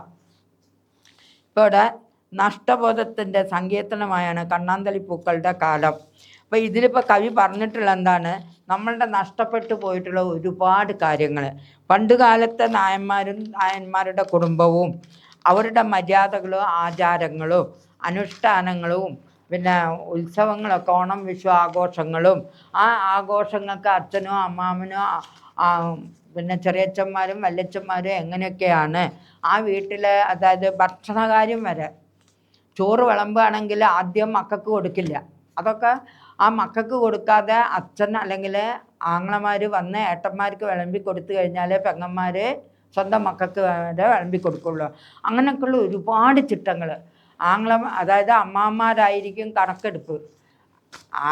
അതായത് ചോറ് വെക്കാൻ വരെ അരി അളന്ന് കൊടുക്കുന്ന ആരായിരിക്കും? ഈ അമ്മാമ്മനായിരിക്കും. ചിലപ്പോൾ ഒരു നാഴി അരി കൂടുതലിടാൻ പറഞ്ഞ് ഏട്ടാ ഒരു നാഴി അരി ഇടീന്ന് പറഞ്ഞിട്ട് പെങ്ങന്മാർ ആ അരിച്ചെമ്പും പിടിച്ചിങ്ങനെ നിൽക്കണം. ചിലപ്പം നല്ല ശീലമാണെന്ന് വെച്ചാൽ എന്താ അടിയെന്ന് വെച്ച് കഴിഞ്ഞിട്ട് നാഴി അരിയും കൂടെ ഇട്ട് കൊടുക്കും. അതില്ലെങ്കിൽ അപ്പം മതി, അത് വെച്ചാൽ മതി എന്നും പറയും. അങ്ങനെയൊക്കെയുള്ള ഒരുപാട് അനുഭവങ്ങൾ ടീച്ചറും കണ്ടിട്ടുണ്ട്. കാരണം ഞങ്ങളുടെ വീടും അതുപോലുള്ളൊരു വീടായതുകൊണ്ടാണ് പറയുന്നത്. അപ്പം അങ്ങനെയുള്ള സമ്പ്രദായങ്ങളൊക്കെ മാറി ഇപ്പം എന്തായി, ഒറ്റപ്പെട്ടില്ല, അച്ഛനും അമ്മയും മക്കളും മാത്രം. അച്ഛനോ അച്ഛമ്മയോ വരെ ഇല്ലാത്ത കാലമായി കഴിഞ്ഞു. അങ്ങനെയുള്ള ഒരു പരിതസ്ഥിതിയിലേക്ക് നമ്മളെത്തി. അപ്പോൾ അങ്ങനെയുള്ള ഒരു കുടുംബത്തിലെ കുറച്ച് കാര്യങ്ങളാണ് കവി ഈ പാഠത്തിൽ നമുക്ക് പറഞ്ഞ് മനസ്സിലാക്കി തന്നെ. പെട്ടെന്നൊന്ന് വായിച്ചു കേട്ടോ. നഷ്ടബോധത്തിൻ്റെ സങ്കീർത്തനമായാണ് കണ്ണാന്തളി പൂക്കളുടെ കാലം. എത്ര നിറങ്ങളാണ്, എത്ര കാലങ്ങളാണ്, എത്ര വിസ്മയങ്ങളാണ് എനിക്ക് നഷ്ടപ്പെട്ടതെന്ന് MT എടുത്തു പറയുന്നുണ്ട്. അതായത് ഇത്രയും പ്രായങ്ങളാകുമ്പോഴേ പണ്ട് കാലത്തെ അത് അങ്ങനെയുള്ള കൂട്ടുകുടുംബത്തിൽ സുഖമുണ്ട് ദുഃഖമുണ്ട്, ഇല്ല എന്ന് പറയില്ല. അതായത് വീട്ടിലുള്ള സ്ത്രീകൾക്കാണ് കൂടുതൽ ബുദ്ധിമുട്ട് വരിക, മക്കൾക്കും ആണുങ്ങൾക്കും ഒരു കുഴപ്പവും വരില്ല. എല്ലാം കഴിഞ്ഞ് അടുക്കളയിൽ വലിയ ചെമ്പിൽ ചോറൊക്കെ വെച്ച് കഴിഞ്ഞ് എല്ലാവർക്കും കൊടുത്തു കഴിഞ്ഞാൽ പാവ അടുക്കളയിലുള്ള അമ്മയ്ക്കോ അമ്മയുടെ അനിയത്തികളോ ഏടത്തികളോ ഒക്കെ ഉണ്ടെങ്കിൽ ഇല്ല. ഇനി അതിൽ വല്ലതും ബാക്കിയുണ്ട് വെച്ചാൽ അത് മുഴുവൻ വടിച്ചു തുടച്ച് ആർക്ക് കൊടുക്കും? ആങ്ങളമാരുടെ ഭാര്യമാർക്ക് കൊടുക്കും. ഇവളുമാർ പാവം മേപ്പെട്ട് നോക്കി നിൽക്കും. ചിലപ്പോൾ എന്ത് ചെയ്യും, അരി വാർത്ത് വെച്ച വെള്ളമൊക്കെ എടുത്ത് ചോറും ഞമ്മിലിട്ട് ചുഴറ്റിപ്പിടിച്ച് കുടിക്കുന്ന എത്രയോ സന്ദർഭങ്ങൾ കണ്ട് വളർന്നിട്ടുണ്ട് ഞങ്ങളൊക്കെ. എന്നാലും ആക്ഷേപ എന്താ പറയുക പരിഭവം ഒന്നും കാണിച്ചിരുന്നു. പിന്നീട് വന്ന് അമ്മയുടെയും മക്കളും മക്കളൊക്കെ ആയപ്പോൾ ഈ കാലം മാറി മക്കളും സുഖമായിട്ട് ജീവിക്കണം, അവരൊറ്റയ്ക്ക് പോകും. അങ്ങനെ പോയി വന്ന കാലമാണ് ഇന്നത്തെ ജനറേഷൻ. ഒറ്റപ്പെട്ട അച്ഛനും അമ്മയും മക്കളും മാത്രം. അമ്മൂമ്മ അച്ഛമ്മ വന്ന് നിന്നാൽ 4 ദിവസമൊക്കെ നോക്കും, 5-ാം ദിവസം ആകുമ്പോഴേക്കും മുഖം കറക്കുന്ന കാലം അല്ലേ. ഞങ്ങളൊക്കെ ഇനി ആരെടുത്ത് പോയി ജീവിക്കും? ഞങ്ങൾക്കും വേണ്ട ജീവിക്കണ്ടേ? അപ്പോൾ ആ ഒരു ചിന്ത ഇല്ലാത്ത ജനറേഷനാണ് ഇന്നത്തെ നിങ്ങളുടെ ലോകം എന്ന ടീച്ചർ പറയുള്ളൂ. അപ്പോൾ ഇവിടെ MTക്ക് ആ കാലങ്ങളൊക്കെ കഴിഞ്ഞു പോയതിൽ അതൊക്കെ ഓർക്കുമ്പോൾ ഇന്നും സങ്കടം ഉണ്ടെന്നാണ് പറയുന്നത്. അപ്പോൾ ആ ഒരു ഇത്തിരി കാലം നമുക്ക് പറയാം. ഒരു നഷ്ടബോധമാണ് MTയുടെ മനസ്സിൽ നിറഞ്ഞു നിൽക്കുന്ന. മാറ്റത്തെക്കുറിച്ച് MTക്ക് നല്ല ബോധ്യമുണ്ട്. എന്നാൽ ഈ മാറ്റങ്ങൾ പ്രകൃതിയിലും മനുഷ്യ ജീവിതത്തിലും വരുത്തിയ പരിവർത്തനങ്ങൾ നല്ലതാണോ എന്ന് മാത്രമാണ് അദ്ദേഹം സംശയിക്കുന്നത്. ശരിയാണ്, മാറ്റങ്ങളെല്ലാം MTക്ക് ഓർമ്മയുണ്ട്, സുഖവും ദുഃഖവും ഒക്കെ ഓർക്കുന്നുണ്ട്. എന്നാൽ അതിനുശേഷം സമൂഹത്തിൽ വന്നിട്ടുള്ള ഈ മാറ്റങ്ങളൊക്കെ നല്ലതാണോ, അതിൻ്റെ പരിണാമം എന്തായിരിക്കും എന്നാണ് കവി ചോദിക്കുന്നത്. ഇപ്പോൾ കൂട്ടുകുടുംബത്തിലെ അച്ഛനും അച്ഛമ്മയും അച്ഛൻ്റെ അനുജന്മാരും ഏട്ടന്മാരും പെങ്ങന്മാരും ഒക്കെ കൂടെ ജീവിച്ചു. അച്ഛൻ്റെ ഭാര്യമാരൊന്നും ഉണ്ടാവില്ല കേട്ടോ, അവരൊക്കെ അവരുടെ വീട്ടിലുള്ളായിരിക്കും. അപ്പം ഇങ്ങനെ ജീവിച്ചു പോന്ന് ഒടുവിലെന്തായി, അവരുടെ മക്കളൊക്കെ ആയപ്പോഴേക്കൊക്കെ വെവ്വേറെ പോയി. ഈ പല ആചാരങ്ങളും ഇല്ലാതായി കഴിഞ്ഞു. ആ നഷ്ടപ്പെട്ട ഒരുപാട് കാര്യങ്ങൾ നഷ്ടപ്പെട്ടിട്ടുണ്ട്. അതെല്ലാം നഷ്ടപ്പെട്ടത് ഇന്ന് സമൂഹത്തിൽ വന്നിട്ടുള്ളതായിട്ടുള്ള ഈ മാറ്റങ്ങളൊക്കെ നല്ലതാണോ എന്നാണ് കവി ചോദിക്കുന്നത് കേട്ടോ, അല്ല നമ്മളുടെ MT വാസുദേവൻ നായർ ചോദിക്കുന്നത്. അപ്പം അങ്ങനെയുള്ള ഒരു ചെറിയ ഇതാണ് കണ്ണാന്തളിപ്പൂക്കൾ. അതിലെ പ്രധാനപ്പെട്ട ഒരു കഥാപാത്രം എന്ന് പറയുക കണ്ണാന്തളിപ്പൂക്കൾ.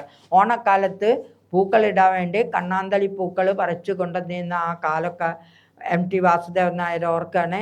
ഏതൊക്കെ വന്നേരി വീടും മറ്റുമൊക്കെ ഒരുപാട് കാര്യങ്ങൾ പറയുന്നുണ്ട്. അവിടെ ഒരു കുന്നിൻ്റെ മേലെ പോയിട്ട് പൂക്കൾ പറിച്ചുകൊണ്ടുവന്നിരുന്നതും പൂക്കളം ഇട്ടിരുന്നതും എല്ലാം പറയുന്നുണ്ട്.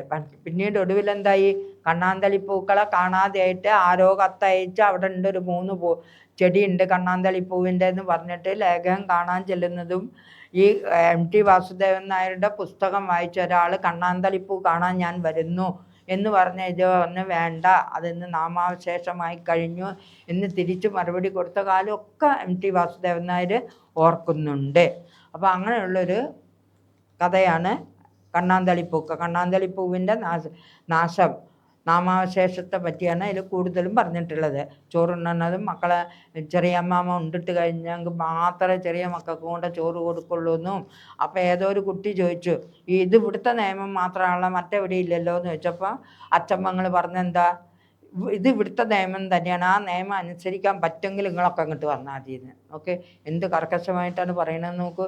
ഇന്നത്തെ പിള്ളേരാണ് എന്ത് പറയുക, ആങ്ങളമാരുടെ മക്കളൊക്കെ വെച്ചാൽ അച്ഛമ്മങ്ങൾ പോണ വഴിക്ക് പോകും, ഞങ്ങൾ ഭരിക്കുമെന്ന് അറിയും. അന്ന് അതൊന്നും പറയില്ല, അത് കേട്ടാൽ അവർ മിണ്ടാതെ കൊത്തിയിരുന്നു. അങ്ങനത്തെ ഒക്കെ ഒരു കാലമായിരുന്നു ഇത്. ഇവിടെ വന്നേരിക്കാരുടെ ഓണാഘോഷത്തിൻ്റെ പ്രത്യേകതകൾ എന്തെല്ലാം? വന്നേരിക്കാരുടെ ഓണം വളരെ കേമമാണ്. വന്നേരിയിൽ ഓണം 10 ദിവസത്തെ ആഘോഷമാണ്. വേലിപ്പടർപ്പിലെ പൂക്കളൊക്കെ അവർ പൂക്കളമിടാൻ ഉപയോഗിച്ചു. പാണരുടെ സംഘം പകൽ വന്ന് മുറ്റത്ത് പാട്ടും കളിയും നടത്തും. മാദേവരെ പറ്റിയുള്ള ആചാരപ്പാട്ടുകൾക്ക് പുറമെ പ്രചാരമുള്ള പാട്ടുകളും പാടിയിരുന്നു. ഇതായിരുന്നു വന്നേരിക്കാരുടെ ഓണാഘോഷം. വളരെ കേമത്തിലായിരുന്നു അവർ കഴിച്ചിരുന്നത്. നേരത്തെ പാണനും സംഘം എന്ന് പറഞ്ഞാൽ പാണന്മാരുടെ ഒരു പുള്ളുവൻ പാട്ടൊക്കെ ഉണ്ടായിരുന്നു പണ്ട് കാലത്ത്. ഇപ്പം ഒന്നും അതില്ല. അങ്ങനെയുള്ള ആ പാട്ട് ഓണ സമയത്ത് പാണൻ, കൊല്ലൻ, അങ്ങനെയുള്ള ഒരുപാട് ആൾക്കാർ എന്ത് ചെയ്യും, അവകാശത്തിന് വരും. പിന്നെ കുടികിടപ്പുകാരൊക്കെ അവകാശത്തിന് വരും. അവർ ഓണക്കാഴ്ചയിൽ കൊണ്ടും വരും. അതിന് ഓണക്കോടിയും പിന്നെ അരി സാധനങ്ങളൊക്കെ അവർക്ക് ഓണം സദ്യയ്ക്ക് ഉള്ളത് ഇവിടുന്ന് കൊടുക്കുകയും ചെയ്യും. അങ്ങനെയുള്ളതൊക്കെയാണ് ഇവിടെ പറഞ്ഞിട്ടുള്ളത്. പാണരുടെ സംഘം എന്ന് പറയുന്നത് പാട്ട് പാടാൻ വേണ്ടിയിട്ട് നാട് നീളം നടക്കുക, അവർക്ക് അതിൻ്റേതായിട്ടുള്ള അവകാശങ്ങൾ കൊടുക്കുകയും ചെയ്യും. പിന്നെ മാദേവരെ പറ്റിയുള്ള ആചാരപ്പാട്ടുകൾ, മറ്റേ തൃക്കാക്കരപ്പനെ പറ്റിയുള്ള പാട്ടുകളും അവർ പാടും. ഇനി വന്നേരിക്കാരോട് മത്സരിക്കാൻ ഞങ്ങൾക്കാവില്ലെന്ന് ലേഖകൻ പറയുന്നത് എന്തുകൊണ്ട്? വന്നേരി വീട്ടുകാരോട് മത്സരിക്കാൻ പറ്റില്ല എന്ന് പറഞ്ഞത് എന്തുകൊണ്ട്? വന്നേരിക്കാർ എന്ന് പറഞ്ഞാൽ ലേഖകൻ്റെ അച്ഛൻ്റെ വീട്. അവർ ഇതുവരെ ഇവരെക്കാൾ അമ്മ വീട്ടുകാരെക്കാൾ ധനികരായിരുന്നു. ഓണത്തിന് കൊയ്ത്ത് വൈകിയാലും അവർക്ക് പ്രശ്നമില്ല. അവരുടെ പത്തായം നിറയെ നെല്ലുണ്ടാവും. അവർക്ക് ഓണാഘോഷം 10 ദിവസമാണ്. പാണരുടെ സംഘമാണ് പകൽ മുറ്റത്ത് വന്ന് പാട്ടും കളിയും നടത്തും. മാദേവരെ പറ്റിയുള്ള പാട്ടും പ്രചാരത്തിലുള്ള പാട്ടുകളും അവർ പാടിയിരുന്നു. വേലിപ്പടർപ്പിലെ പൂക്കൾ അവർ കളമിടാൻ ഉപയോഗിച്ചിരുന്നു. അപ്പോൾ വന്നേരിക്കാരെന്ന് പറയുന്നത് കുറച്ച് അത്യാവശ്യം പണക്കാരാണ്. ഈ ലേഖൻ്റെ അമ്മ വീട്ടുകാരെ പോലെ എന്നർത്ഥം. കണ്ണാന്തളി പൂക്കളുടെ പ്രത്യേകതകൾ എന്തൊക്കെ? ഓണക്കാലമാകുമ്പോഴേക്കും താന്നിക്കുന്ന് തൊടുപറക്കുളം മേച്ചിൽ സ്ഥലം വരെ കണ്ണാന്തളി ചെടികൾ തഴച്ചു വളർന്നു കാണും. ഇളം റോസ് നിറത്തിലുള്ള പൂക്കൾ തലയാട്ടി തുടങ്ങും. ആ പൂക്കളുടെ നിറവും ഗന്ധവും തന്നെയായിരുന്നു ചോറിനും. പൊന്നല്ലരി ചോറ് എന്താ? അതായത് കൊയ്ത്ത് വിരിപ്പാണ്. വിരിപ്പ് കൊയ്ത്ത് കഴിഞ്ഞാൽ ആ നെല്ല് ഉണക്കി കുത്തി ചോറുണ്ടാക്കും. ആ പുതിയ നെല്ല് കുത്തി ചോറുണ്ടാക്കുന്നതിനാണ് പൊന്നല്ലരി ചോറ് എന്ന് പറയുന്നത്. അതിൻ്റെ ഗന്ധവും ഈ കണ്ണാന്തളിപ്പൂവിൻ്റെ ഗന്ധവും ഒന്നാണെന്നാണ് ലേഖകൻ പറയുന്നത്. ഇനി ചെറിയ മാമയുടെ അധികാരങ്ങൾ എന്തൊക്കെയായിരുന്നു? വന്നേരിയിൽ ഭരണം നടത്തിയിരുന്നത് ചെറിയമ്മാവനാണ്. വന്നേരിക്കാരിൻ്റെ മാത്രമല്ല, അക്കാലത്തുള്ള അതുപോലുള്ള നായന്മാർ തറവാട്ടിലൊക്കെ അമ്മമാർ തന്നെയാണ് ഭരണം നടത്തിയിരുന്നത്. ചെറിയമ്മാവൻ കിടന്നിരുന്ന മുറിയിലാണ് ആധാരക്കെട്ടുകൾ, തെങ്ങുകയറ്റത്തിൻ്റെ പുസ്തകങ്ങൾ, മറ്റനേകം കടലാസുകൾ. സ്കൂളിൽ പഠിപ്പിക്കൽ കഴിഞ്ഞാൽ അദ്ദേഹം മാഷായിരുന്നു. അപ്പോൾ സ്കൂളിൽ പോയി വന്നു കഴിഞ്ഞാൽ കൃഷിസ്ഥലത്തും തെങ്ങിൻ പറമ്പുകളിലും ഒക്കെ പോയി വളരെ വൈകിയാണ് വീട്ടിലെത്തിയിരുന്നത്. അതായത് വീട്ടിലെ എല്ലാ കാര്യങ്ങളും മൂത്ത അമ്മാവന്മാരാണ് നോക്കുക പതിവ്. സ്വന്തം മക്കളടക്കം എല്ലാവരും ചെറിയ അമ്മാമ്മയെ മനസ്സിൽ ശപിച്ചിരുന്നു. എന്തുകൊണ്ട്? അമ്മാമ്മൻ്റെ മക്കളടക്കം ആ വീട്ടിലുള്ള കുട്ടികളെല്ലാം ചെറിയ അമ്മാമ്മനെ ശപിക്കുക. എന്താ കാരണം എന്ന്? ചെറിയ അമ്മാമ്മ ഊണ് കഴിച്ച് കുട്ടികളടക്കമുള്ളവർക്ക് വന്നേരി ഭക്ഷണം വിളമ്പുകയുള്ളൂ. അതുകൊണ്ടാണ് സ്വന്തം മക്കളടക്കം എല്ലാവരും ചെറിയ അമ്മാമ്മയെ മനസ്സിൽ ശപിച്ചത്. ഈ ചെറിയ അമ്മാമ്മ നാട് മുഴുവൻ ചുറ്റി വരുമ്പോഴേക്ക് നേരെ ഒരുപാടായില്ലേ. പക്ഷെ ചെറിയ പൈതങ്ങൾക്ക് വിശന്നിരിക്കും. എന്നാലും എന്ത് കൊടുക്കില്ല? ചെറിയ പൈതങ്ങൾക്ക് ഭക്ഷണം കൊടുക്കില്ല. അതുകൊണ്ടാണ് മക്കൾ അമ്മാമ്മയെ ശപിച്ചത്. അച്ഛമ്മങ്ങളുടെ സംസാരം എല്ലാവരുടെയും മനസ്സിൽ പോറലായി അവശേഷിച്ചത് എന്തുകൊണ്ട്? അപ്പോൾ അന്ന് പറഞ്ഞില്ലേ, ഇത് ഇവിടുത്തെ നിയമമാണ്, അത് അനുസരിക്കാൻ ഇഷ്ടമുള്ളവർ ഇങ്ങോട്ട് വന്നാൽ മതി എന്നൊക്കെ വന്നില്ല. അത് കുട്ടികളുടെ മനസ്സിൽ വേദനയായിത്തീരുന്നു. എന്തുകൊണ്ട് നയിക്കുന്നത്? വന്നേരിയിലെ വീട്ടിൽ ചെറിയ മാമ ഊണ് കഴിച്ച് കുട്ടികൾ അടക്കമുള്ളവർക്ക് ഭക്ഷണം വിളമ്പുകയുള്ളൂ. മറ്റു വീടുകളിലെല്ലാം കുട്ടികൾക്ക് ആദ്യം ഭക്ഷണം നൽകാറുണ്ടെന്ന് കുട്ടികൾ ചോദ്യം ചെയ്തു. എന്നാൽ അച്ഛൻ പെങ്ങൾ അവിടെ നിയമം വേറെയാണെന്നും അതിനിഷ്ടമുള്ളവർ മാത്രം വന്നാൽ മതിയെന്നും കർശനമായി പറഞ്ഞു. എല്ലാവരുടെയും മനസ്സിൽ അത് പോറലായി തീർന്നു. ഇനി ഇല്ലപ്പറമ്പിലെ കളികൾ. ആ കുട്ടിക്കാലത്ത് ഇല്ലപ്പറമ്പിൽ എല്ലാവരും കൂടെ പന്ത് കളിക്കും. അതിൽ നിന്ന് ഒഴിഞ്ഞു മാറി നമ്മളുടെ ലേഖകൻ എന്തുകൊണ്ട്? പഠിപ്പിൽ മിടുക്കനല്ലാത്തവർക്ക് ഉള്ളതാണ് കളികളൊക്കെ എന്ന ഭാവം ഉണ്ടായിരുന്നത് കൊണ്ടാണ് ഇല്ലപ്പറമ്പിലെ കളികളിൽ നിന്ന് ലേഖകൻ ഒഴിഞ്ഞു മാറി നിന്നത്. അപ്പോൾ ലേഖകൻ അത്യാവശ്യം പഠിപ്പുള്ള വ്യക്തിയാണ്. അപ്പോൾ അങ്ങനെയുള്ളവർക്കൊന്നും ഈ കളികളൊന്നും പറ്റില്ല എന്നുള്ള ഭാവത്തിലാണ് ലേഖകൻ അവിടെ നിന്ന് മാറി ഇരുന്നിരുന്നത്. ഇനി നിറങ്ങളും ഗന്ധങ്ങളും വിസ്മയങ്ങളും നഷ്ടപ്പെട്ടതായി ലേഖകന് തോന്നിയത് എന്തുകൊണ്ട്? മലമക്കാവിലെ പ്രശസ്ത വൈദ്യൻ പരമേശ്വരൻ നായർ പാറയിടുക്കിൽ നിന്നും മറ്റുമായി 3 കണ്ണാന്തളി ചെടികൾ കണ്ടെടുത്തു. ചട്ടികളിൽ വളർത്തി. ഒന്നിൽ പൂവുണ്ട്, പക്ഷെ പഴയ പൂക്കളുടെ നിറമില്ല. പഴയതുപോലെ പൊന്നല്ലരിച്ചോറിൻ്റെ ഗന്ധവുമില്ല. അപ്പോൾ കണ്ണാന്തളി പൂക്കൾ നാശാവശേഷമായപ്പോൾ ഇവിടെ നിന്നൊക്കെയോ ഒരു വൈദ്യനെടുത്ത് പറിച്ച് വളർത്തി വെച്ചു. അത് ലേഖകൻ ചെന്ന് കണ്ടപ്പോൾ ലേഖകന് പണ്ടത്തെ മണം ആ പൂവിനില്ല. പിന്നെ അതിൻ്റെ ആ ഗന്ധത്തിന് എന്തുമില്ല, നിറമില്ല. അതായത് പണ്ടത്തെ നിറമല്ല അതിന് തോന്നുന്നത്.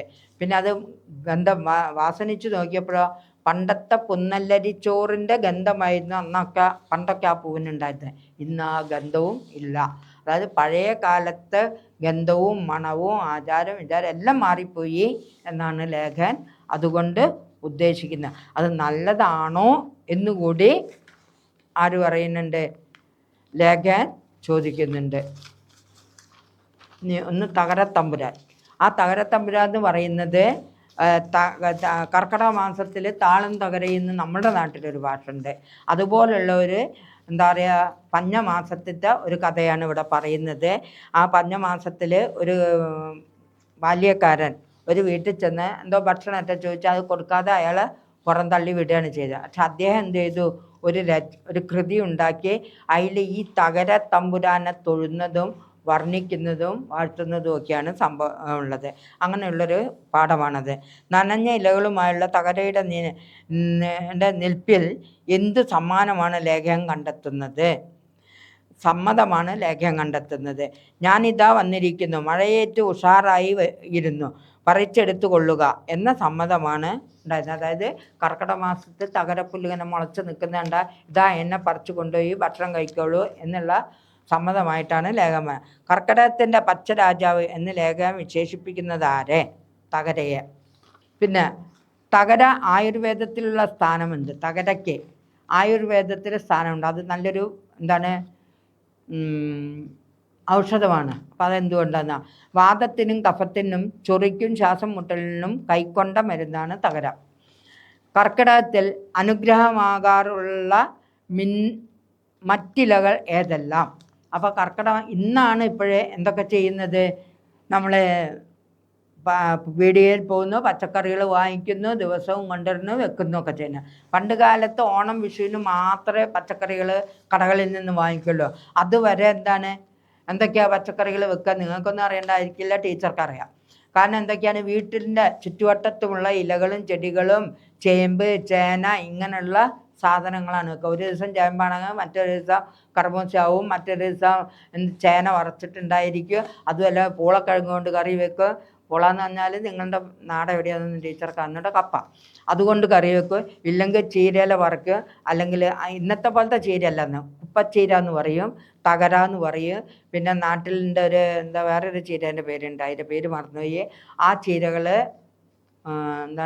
പയറിലൊക്കെ ഇട്ട് വെക്കുന്ന ഒരു ചീര ഉണ്ട്. ആ ചീരകൾ, മുരിങ്ങയില, ഇങ്ങനെ നമ്മന്നില്ല. ഇല്ലെങ്കിൽ